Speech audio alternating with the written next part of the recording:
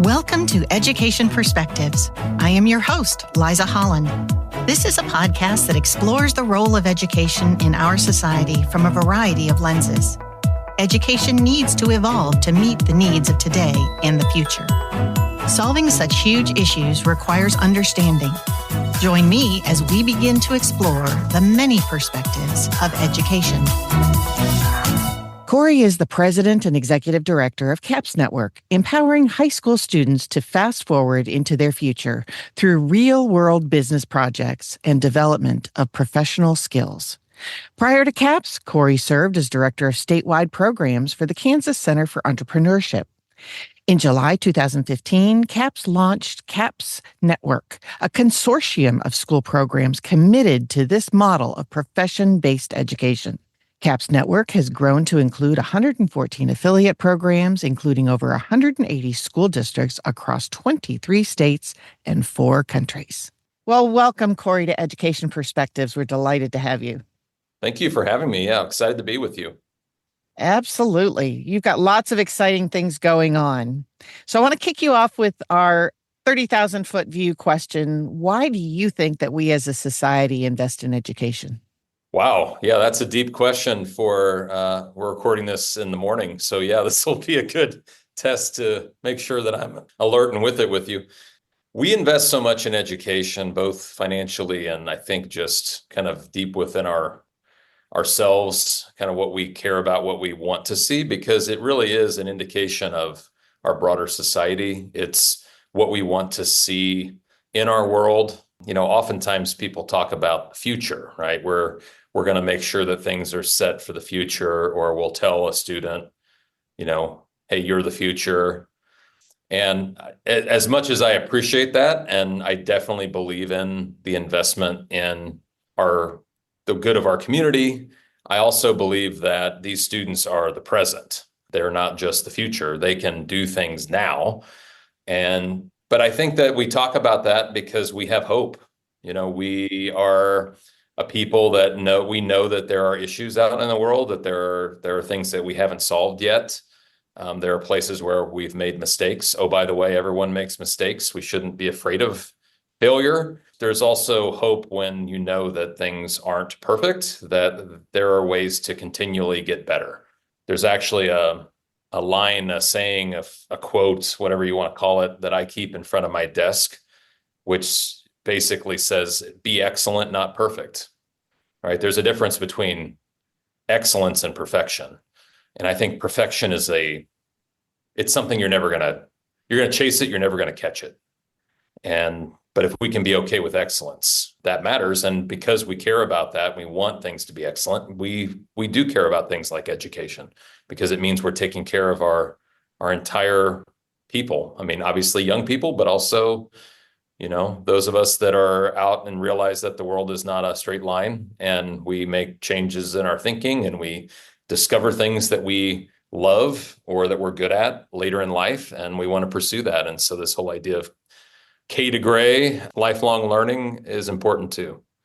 I hadn't heard the K to Gray. I love that one. Yeah. And, you know, for our society right now, that's what we need to build, is those lifelong learners, right?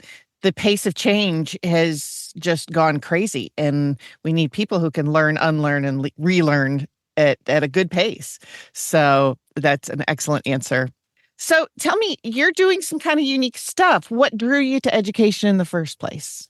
Yeah, so that's an interesting story. Also not a straight line story. Although if you zoomed out or went back in time and understood where I come from in terms of, you know, my parents and what they decided to do with their lives, you'd think, oh, this makes perfect sense.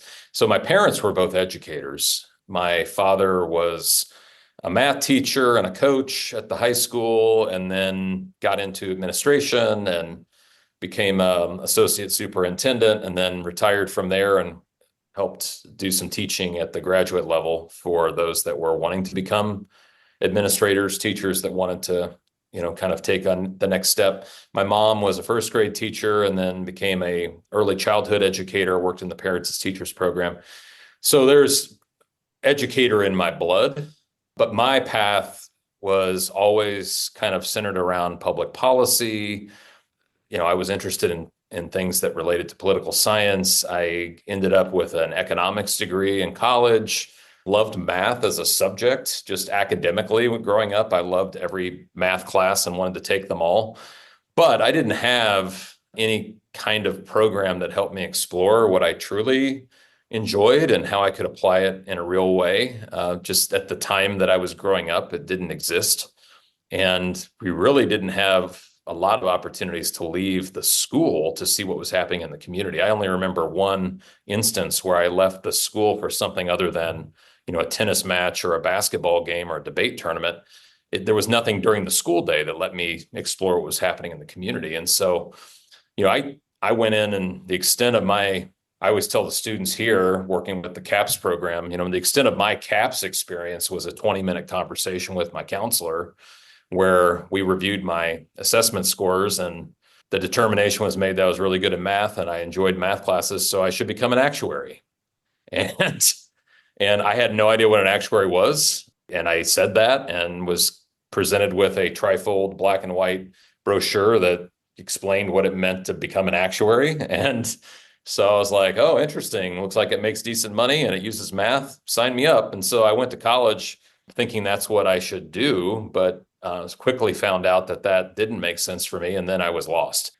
So speeding up the story here, what ended up happening is I went to college, got the economics degree, got a political science degree, started a business when I was 24 in city planning and economic development. Enjoyed that. Didn't exactly know why I enjoyed it at the time, but really did. And it wasn't until later that I realized it wasn't that I was working in that industry. It was that I was helping small communities activate around something that was going to help that community. And that led me back to the Kansas City area where I grew up after selling my share of my business. And I got involved in supporting other entrepreneurs, other startups, other businesses find the resources they needed to be successful. Again, when I started that, I didn't know why I was enjoying it. But I finally figured out that this was a purpose, right? There was something deeper to this work. And the thing that was the through line between the jobs that I enjoyed and wasn't there and the jobs that I didn't enjoy, and oh, by the way, I had those too along the way, was the through line was any place where I was able to help other people make connections that allowed them to activate on their dreams was my dream, my purpose. And that's what led me in a roundabout way to this program called CAPS, the Center for Advanced Professional Studies that started here in Kansas City. While I had no intention of going into education, and I told my parents so many times, guys, forget it. I'm not going to be a teacher. I'm not going to be in education. They always told me you're going to end up in education. You're going to be a teacher. You're meant to do it. And I kept saying, no, no, no, no, no. And then, the higher powers above decided to play a practical joke on me and put the most amazing opportunity in front of me that involved connecting people. It involved being entrepreneurial and innovative. And they were willing to hire someone who wasn't an educator. And so the joke was on me. My parents got to have the last laugh, and I've been doing this for the last 10 years.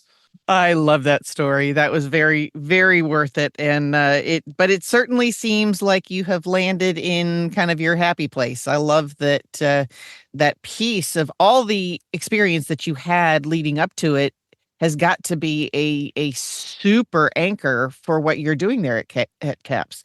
Tell us a little bit more about the whole concept behind CAPS, because I do think that it's kind of like CTE on steroids, if you will. I love this whole concept of really deeply getting that career connection going. So tell us about how it started and tell us about where you are with it now. Yeah. Well, and I appreciate your reflection.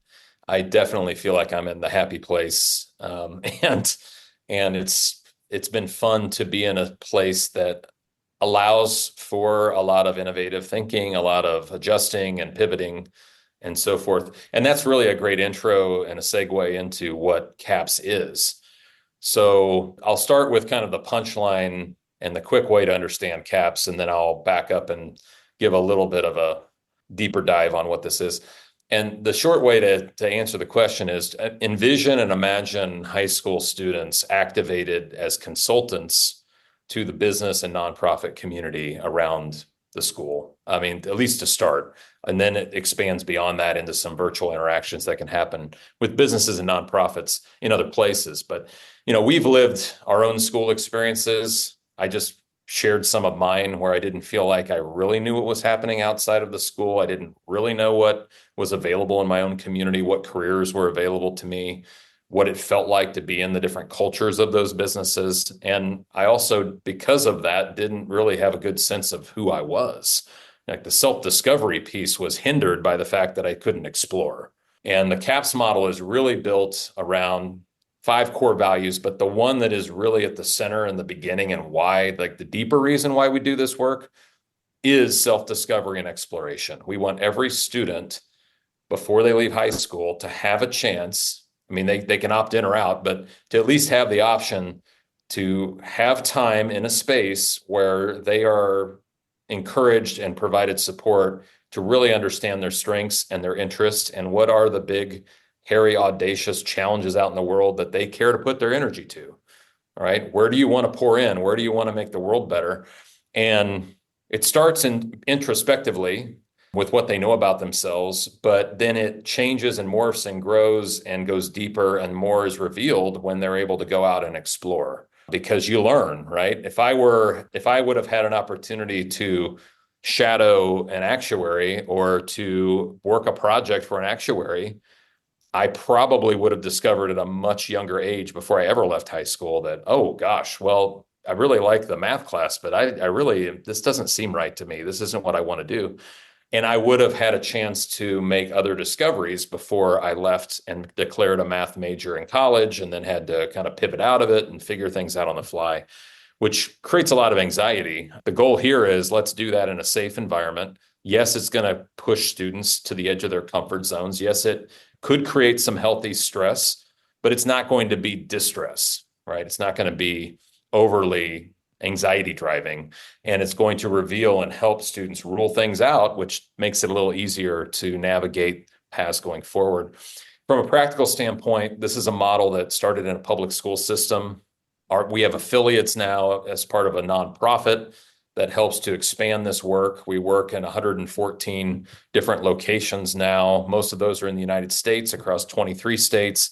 We do have 3 international programs as well, but most of those programs are building the framework of CAPS, this idea of students being able to work projects for industry and taking that, we always say, let's ask for the 10th thing on the to-do list of the professional. Everyone has a 10th thing on their list. You never get to it. It's not mission critical, but there's a reason you haven't completely eliminated it off your list. There's some kernel of possibility there. Why not hand that off to students and let them do that work as part of their class, right? As part of their learning. And it gives the students a chance to flex into being professionals, to develop those durable skills, professional durable skills that are so important that our employers are telling us is why it's what they're looking for. It's what they hire for. It allows them to have that self-discovery path. They develop an entrepreneurial mindset while they're doing that. And that's all encompassed in what we call profession-based learning.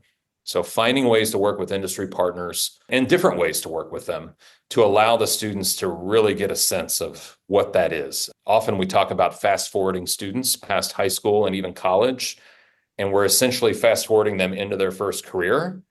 And that's where they get to try it out and potentially rule it out. Or they try it out and they love it and they now have validation of the end in mind. And now they can really drive hard and fast towards getting there. So that's CAPS. It's kind of the opposite of all of our experiences in high school, to be honest. And it's highly empowered, right? You've got to trust the students. The teachers have to trust the students. The teachers are becoming coaches and managers of teams of students as opposed to the expert in the front of the room. That takes a shift, but when it happens, it becomes magical, right? Because everyone is really engaged in the work they're doing. They're charting their own path. And yeah, that's why I enjoy my job. That's fantastic. That's a lot of a power shift, right? With the students and empowering them. But if they can be in charge of their own learning, wow, what they can possibly do. Yeah. So I know that educators in general, I mean, they go through their own career path that's extremely siloed. A lot of the problems when we were in school was teachers don't know what they don't know as far as the breadth and depth of careers that are out there. They were probably leaning on some test to come up with actuary for you. So, what do you do as far as this? This is also a mindset shift for companies in a real way. What do you talk to companies about when you're approaching them about being involved in a CAPS type situation?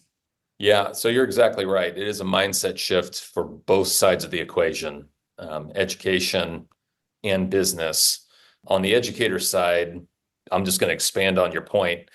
Most educators have never in their life left the school system. And I've said that to folks before, and it's a little surprising to me that people haven't picked up on that. But it's, if you think about it, it's true, right? Like you're a student in high school, and then you're a student in post-secondary, and then you go out and you shadow a teacher or you do student teaching in a school, and then you're hired by a school, and then you work in a school. And so it does feel a bit awkward, and there is fear, actually, educators reaching out to industry because they just don't understand that culture. They've never been in it, beyond being a customer in a store or, somewhere else.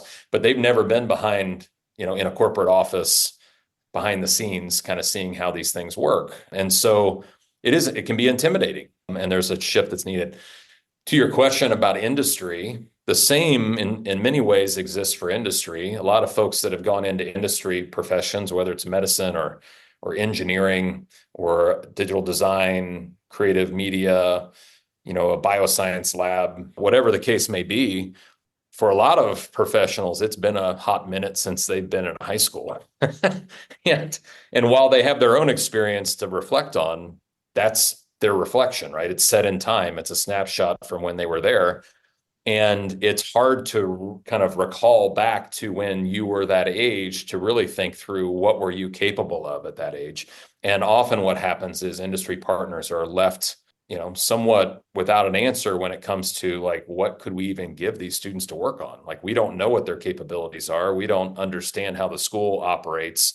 And so there's just a chasm there. So how do you close that gap? Well, we work really hard in our model with our framework and coaching our affiliate partners to understand what are some best practices, what are some small steps you can take. We want our folks to know, like, there are things that have already been discovered in lots of different pockets of the country that you can follow a little bit of a guide or a playbook to understand how to get these things started. And the frameworks are very adaptable to different geographies, to different situations. So it's not a here's step one, here's step two, here's step three, and you better follow the order. But it is a framework and a bit of a initial structure to at least get started in thinking what the possibilities could be and how you can overcome these feelings to make that outreach. So a couple of things we've done. One, we've created a series of playbooks that are open source. We have them posted on our website at yourcapsnetwork.org. There's a resources tab, and you can click on that at the bottom right of the front page of the website, and it pulls up these playbooks. One is about growing and developing community partnerships, which is that outreach piece that we're speaking of. Another one is diving into profession-based learning, which really gets into the heart of, like, how do you create a client-connected project? How do you manage the process? How do you help the team come together, and how do you structure it and make sure that you're having good communication with the industry partner to kind of tease out what that project is? How do you evaluate it, right? How do you set up those shark tanks with those industry partners to actually have the deliverables presented back to them? So all of that is, there's a lot of information, and we wanted to make sure that people had that accessible to them. The other thing I would mention, this is something that is brand new, is we're working with CAPS Network. We're working with an organization called American Student Assistance, or ASA. They are in Boston, and they have been doing a lot of work investing in career-connected learning across the country. And we have launched a platform. It's in its infancy, so this is one of those things you're going to want to sign up and get email updates and check back frequently. But there's a platform called experience.work. And the whole idea of this is, how do we make it easier for professionals to understand how they can engage with high school students or even younger students. Like, what are stories that others are telling from industry? What are examples of projects or interactions that have happened? And it's going to take both. There's going to be there are videos, there are going to be quick guides that are currently being developed now. There'll also be articles that have been written by industry partners about how they've engaged. And there'll be kind of two ends to this. There's obviously the primary target of the industry partner, but there's also a lane for the educator who's trying to do this in their community. And how do they go communicate with their industry partners? So how can they actually get it started? So we're going to have some voice and some guides for the educators to kind of get things started as well. And there'll be a lot of open source free resources on that page. People can sign up now to get updates. So it's an easy website too. It's just experience.work. That's fantastic. I'm going to put that in the show notes for listeners if you want to. I'll put links to both the experience.org and also to, I'd already put the information about the wonderful podcast that you have, the network, in there, but we'll put all that stuff in the show notes. That's amazing. And that's the beauty of nonprofit work, to be able to offer this kind of thing open source. For so many schools are struggling right now to be able to, even just keep afloat. And so offering that type of an opportunity is a big contribution to community. So thank you so much. Absolutely. Appreciate that. Speaking of that podcast, the network, I have not had a chance to listen to all of them because there's a lot of them. But boy, the one with the most recent one with your student that was doing audio engineering and whatnot was just really powerful. And I'm like, this is the story I want every student to be able to tell in their own version coming out of school. I mean, that's a really amazing connection. And so kudos to you. I will be listening to lots more of that. Appreciate that. And the network as a podcast, really the idea is we just want to communicate examples. Mm-hmm. And so what you'll see for anyone that goes to kind of check that out, and there are a lot of episodes, we try to publish every 2 weeks during the school year. And obviously a primary audience for us are our own affiliate programs, so they can learn about each other. We found it was a great way to do kind of learning that didn't have to be synchronous for our own members to learn about what was happening in other pockets of our network. But it also serves as a place for people that are just trying to get inspired to understand how this can work. So there are students that are interviewed. Those are, obviously my favorites are always when I get to talk with students, because man, it's powerful. But we also talk to educators. We talk to industry partners. We talk to ecosystem leaders. So we've had this last season, we had Joel Vargas, VP at Jobs for the Future.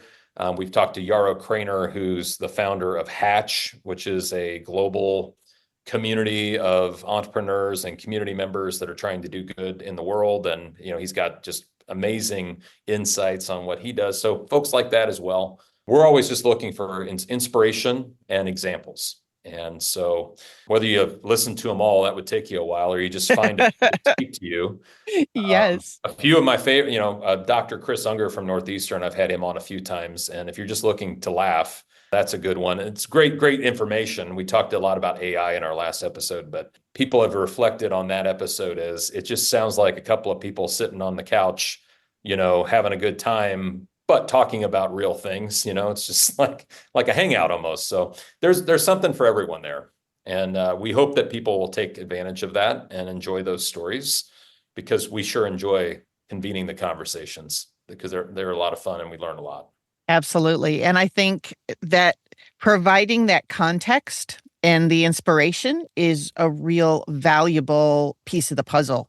We were talking earlier about how it can be intimidating for educators. It can also be intimidating for business people to try to think about how to work with students. And nobody likes to feel stupid, right? You need to find some sort of common vocabulary to be able to start these things. But I know that this is a real shift in how we do education, and change is always challenging in the best way. But tell us about some of the biggest challenges that you've had, and maybe about a little bit about, you've got a district that wants to become part of the CAPS network. What kinds of challenges have you had to overcome, and maybe some examples of how you've managed to do that?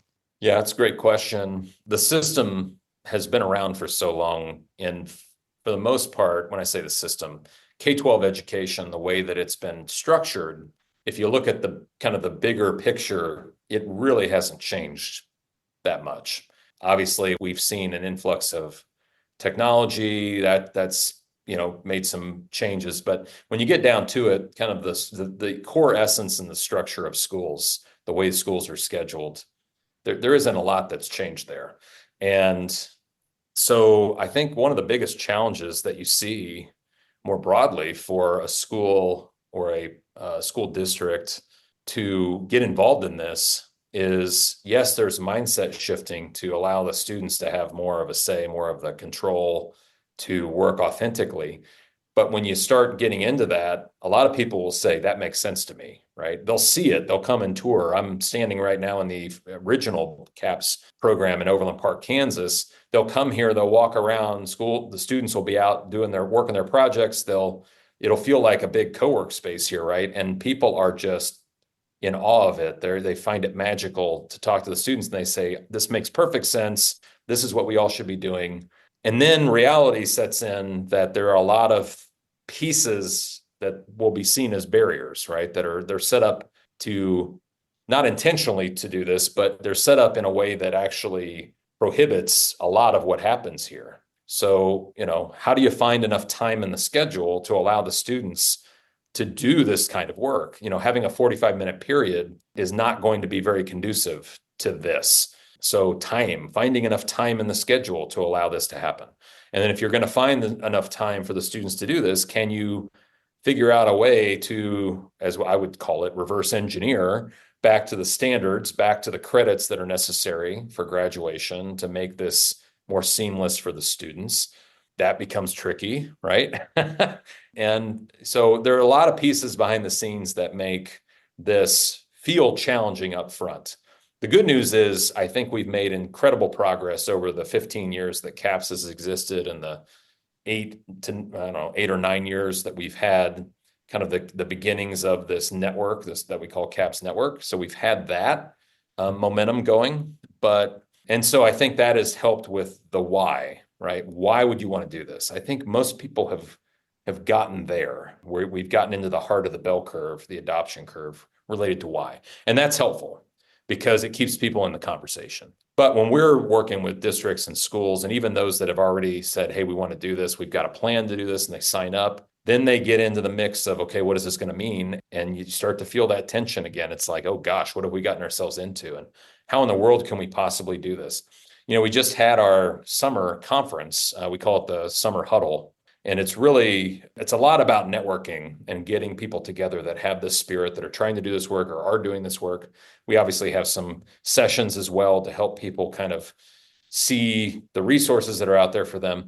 But you watch over the course of the 3 days, newer programs, newer districts to this, and you can see them go from like incredibly excited and curious to like the depths of despair that like, we can't do this.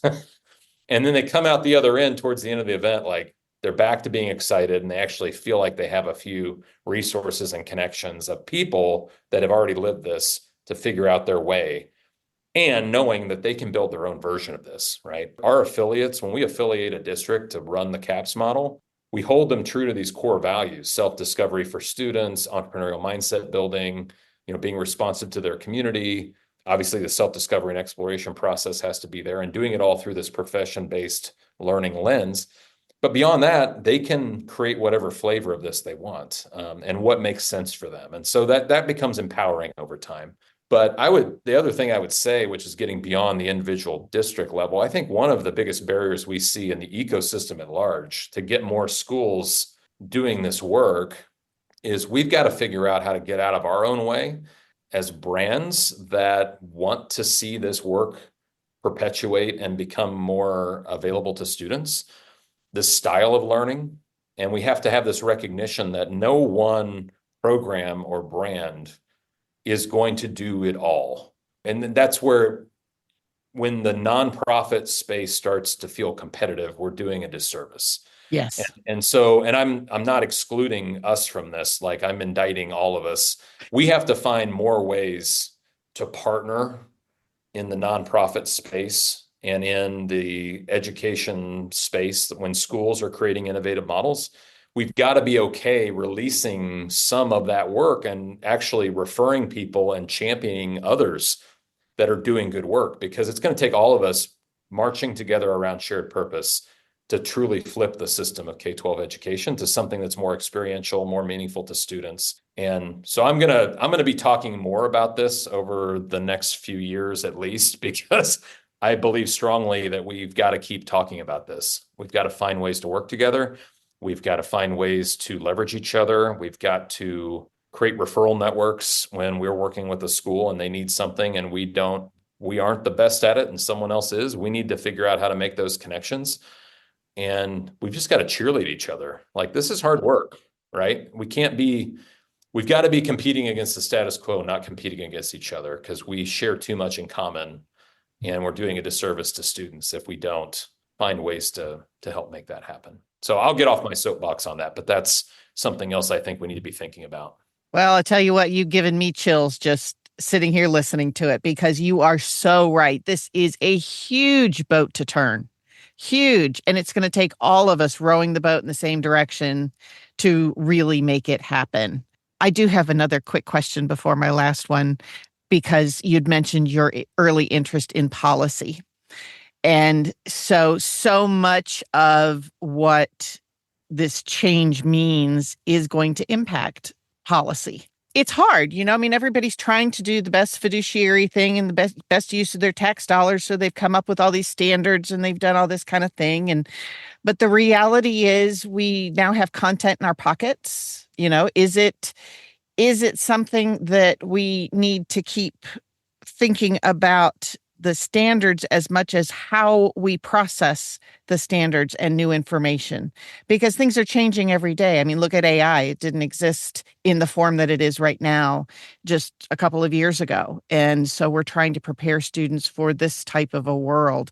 I just love your thoughts on, because I realize the challenges with assessment and all that kind of thing, but I wonder if you could just kind of speak to that dichotomy of that we're going to need to, on a public policy level, make some changes as well. For sure, yeah. And I certainly do not consider myself a policy expert at this point, despite my early interest in policy, and certainly not education policy. But you're right. I've thought a lot about, and I've had some friends of mine who've also shared these thoughts, and it's helped to kind of solidify some of my thinking around this. And I'll back up just for a second to talk about, when CAPS started as a model, it was never intended to scale beyond Blue Valley School District, where it started here in Overland Park, Kansas, in the Kansas City area. It was meant to be an innovative model for a school district, right? It was something that the school district thought made sense. It was meant to push the envelope in a place where, it's a school district that sends most of its students to post-secondary, has performed very well. There was a joke that a former superintendent made that Blue Valley School District won No Child Left Behind, and that maybe wasn't the best thing in the world because it was so one-dimensional and wasn't taking into account the whole child and self-discovery and all the things that we believe in with CAPS. But the reason I bring that up is when it did start to expand, when the decision was made that it was in our best interests here in the local area in Overland Park and Kansas City, for this to actually expand, because we could make connections with others that also were doing innovative things, and that could pull value back. It was also serving the students better, because if they had interests that were beyond this geographic area, we had the ability to make warm connections for them that we couldn't have made before. That was the whole dynamic of building a network and building a very entrepreneurial network that was going to drive value. But because of that, and the way that it started to kind of grow was very organic. It was very grassroots. And to this day, CAPS as a model still is very much grassroots. There's very little of it that comes from top-down resource or top-down policy. That said, there's power in both directions. And the kind of visual that has stuck with me is this idea of it's almost like you need to make a really good sandwich, right? You've got to have the grassroots energy. You've got to have the bread and the toppings that go on top of that piece of bread when you start building the sandwich. And that's powerful. But to close it out and to really have something that you can take with you that is the fulfilling meal, so to speak, you've got to have support from the top down as well. And In what order that happens, I think it probably varies. I like the idea that this model started from a grassroots standpoint because it's created a lot of power that lives locally in these communities. But I think that creates the opportunity, along with others in the ecosystem, to now go to policymakers and say, can we incentivize this to scale? Can we look and see if there are barriers that are created, whether they're real or implied or perception? Can we look at those things at the state level and figure out ways to remove those barriers or shift them so they make more sense for this kind of learning?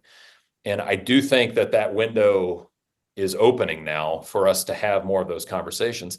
The other thing I would say is, and this gets back to, we've got to play nice in the sandbox there, and I'll give some credit where credit's due, and this does not currently involve CAPS, but I do believe it will involve CAPS here soon. There's a coalition of folks, and this is just one example. There's a coalition of organizations, intermediaries that work in this space that have been working at the federal level to try and take some of the resources that are available, particularly with workforce development dollars, and make them more flexible to use at the state level so that the governors and their chambers of, not their chambers, but like their departments of commerce or their departments of labor or their departments of education have a little more flexibility in how they use those funds and to make them less cumbersome to use, to allow and incentivize more work-based learning, more profession-based learning. And so it's groups like NAF Academies, NIFTY, which is the Network for Teaching Entrepreneurship, which is a global organization, BUILD, which is another entrepreneurial education model. These groups going together to Capitol Hill and working together to educate legislators around this kind of thing. And we just had a conversation at CAPS last week about joining that coalition and thinking of ways that we can partner together to say, look, this is good for everybody. Like, this isn't a CAPS thing. This isn't a NIFTY thing or a NAF thing or a, you insert your own brand here thing.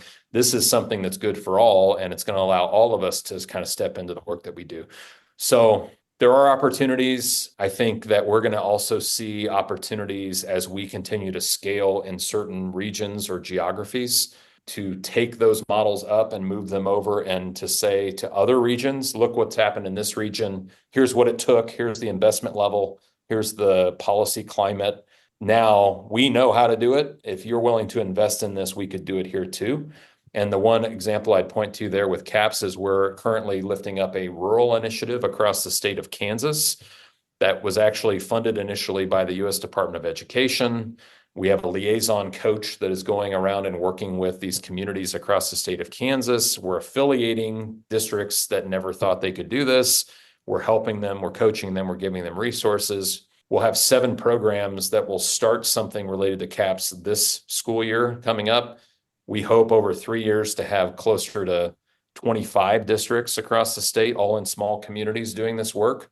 And if that happens, we now have a statewide model that we can use in other places. So there's a lot of opportunity. It's going to take intentionality, and we've got to know who to leverage. And I say this as someone who, again, I don't understand all of that policy world. So I need to find the people that do and leverage them. Our team needs to do that. And that's our intention is we'll jump in where we can help, but we're going to need other people to help us figure it out too. And then they can leverage us if we're helpful to them. But I do think it's necessary. And I think we're going to start seeing some progress on that next few years. That's exciting. And to some extent, you may have answered my last question. What would you like decision makers to know? And you can define what decision makers are. I would love and there are lots of decision makers, and I don't know that I need to make it more specific. I would love for people in seats of authority that have levels of authority to make change happen, that have levers to pull.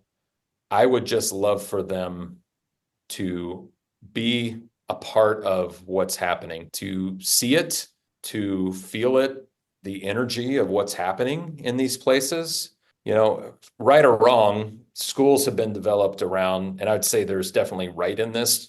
And I don't know that I call it wrong necessarily, but I think it's been a little prohibitive.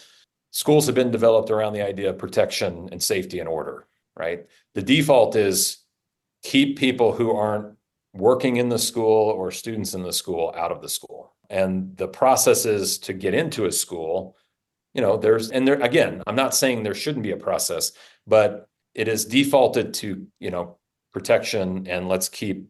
So what I would love is for people that are in seats where they feel like they have a way to make an impact, a way to help, for them to actually be able to live in these spaces where these students are doing these amazing things, where they're transforming into young professionals before our eyes.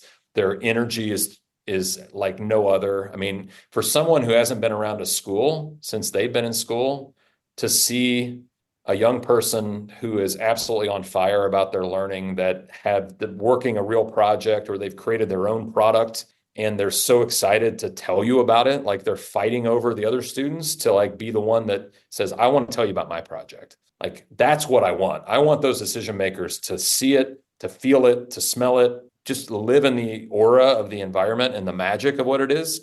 Because once you've felt that, it is transformative and you want more of it. It's intoxicating, quite honestly. I mean, it would be really hard during a school year to tell me, well, you can't office in CAPS anymore. Like, you've got to go off and work out of a cubicle or in your house and not be around this. I'll be kicking and screaming, right? Like, that's not okay, because I feed off of it. And we've had entrepreneurs that have worked with CAPS students and programs that have come to us and said, hey, would it be okay if I co-worked with you on Friday? Because I just want to be around the energy. Like, it's good for me. That's what I want. I want everyone to see this. And I know in some places it doesn't seem like there's maybe the welcome mat is out for you to be around to see this. But anyone who's out there who wants to see it, like, just reach out to me and I will connect you to one of our programs, or to another program that's doing really cool work, and get you in so you can see what's possible. Because if you see what's possible and you feel that intoxication and you're just like, man, this is something else, then you start thinking about, how can I be helpful to this? How can I make more of this happen? And that's what'll really get the snowball going down the hill. So that's what I want. That's my dream. That is a perfect way to end this conversation. Thank you so very much for being here. I'm so excited about the work that you're doing and looking forward to digging in on more details. Well, thank you so much for having me, and appreciate all the important information that you're getting out to your listeners. And yeah, thank you for being in this conversation. Thank you so much for listening to this episode of Education Perspectives. Feel free to share your thoughts on our Facebook page. Let us know which education perspectives you would like to hear or share. Please subscribe and share with your friends.